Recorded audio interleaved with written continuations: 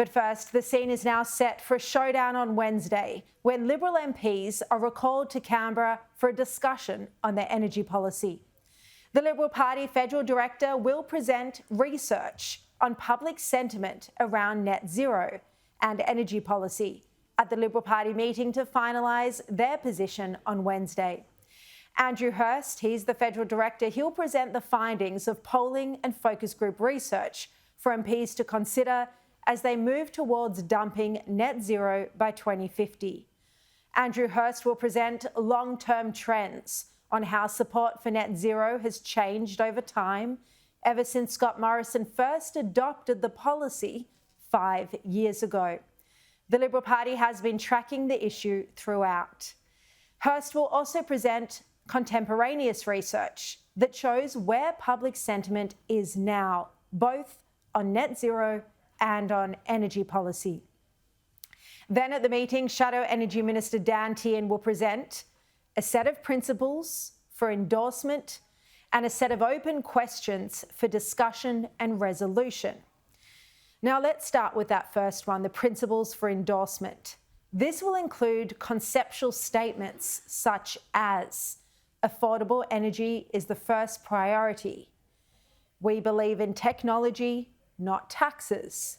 Climate change is real and important, and we believe in doing our fair share. So he'll put forward those principles for endorsement through the party. That first section is expected to be largely uncontroversial. But the second part, the set of open questions for discussion and resolution, this is where the debate will happen and where it's likely to get heated.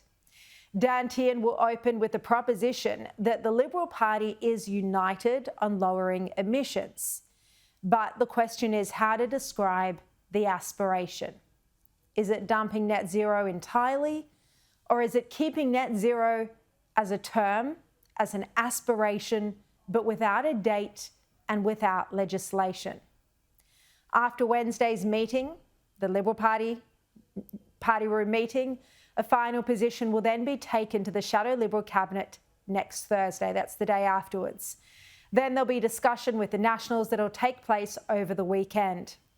And the aim of Susan Lee is to have the Coalition's energy policy finalised by next Sunday. But already, Labor's assault on the Coalition for even thinking about dumping net zero has begun. Senior Albanese government ministers today called the Coalition extremists.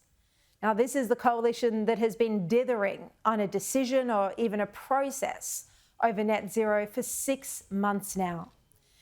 But Labor's language, the sort we're hearing today, is an indication of the kind of campaign the Albanese government will run if the Liberals do decide to abandon the net zero by 2050 legislation. Now, Tanya Plibersek kicked it off this morning. The people who don't back net zero are the extremists of the National Party, and they're dragging half the Liberal Party with them. And Treasurer Jim Chalmers in Parliament also accused the Coalition of extremism. Abandoning net zero would be economic insanity of the highest order. What they are contemplating over there, Mr Speaker, would be economic extremism of the very worst kind. And what this shows is that their extremism isn't just some kind of phase they're going through, it's now their permanent state, Mr Speaker. That is the most divided, most divisive, most extreme, least credible opposition in memory. And Chris Bowen painted the Coalition as fantasists. Have a look. Hallucinations is a common theme, Mr Speaker. We've got the National Party and the Liberal Party following each other to net zero. It'll only be a few minutes before it's announced that the Liberal Party's followed them. The party of Benjis has become the party of Sky News frenzies. God, someone is going to have to add up the number of times they mention Sky News in Question Time. They are obsessed. And it's probably because Sky News is the only ones holding the government to account properly.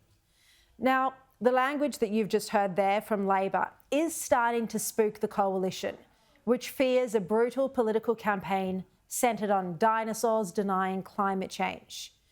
And Albanese, as we know, runs an effective scare campaign.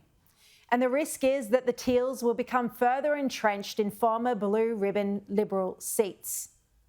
But then Labor is hoping Australians don't wake up to the fact that life is significantly more expensive because of this policy. And it's likely the government will come under increasing pressure as Australians realise that interest rates aren't coming down.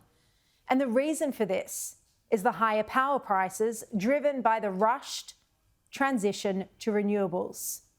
Now, highly respected non-partisan columnist Robert Gottliebsen explained last night how Australia now even could face a recession because of inflation kept high by energy prices. It's pretty simple. The government is engaged in a massive renewables program. As a result of that, that means we're going to have to pay more for power, and that will underwrite inflation. And this is the reality that our nation now confronts. When the economy falters, as Gottliebsen suggests it could, Jim Chalmers will only have Chris Bowen to blame. An ill-conceived energy policy designed by a failed minister, driving up electricity prices, keeping inflation high, and thus affecting our mortgages and our cost of living.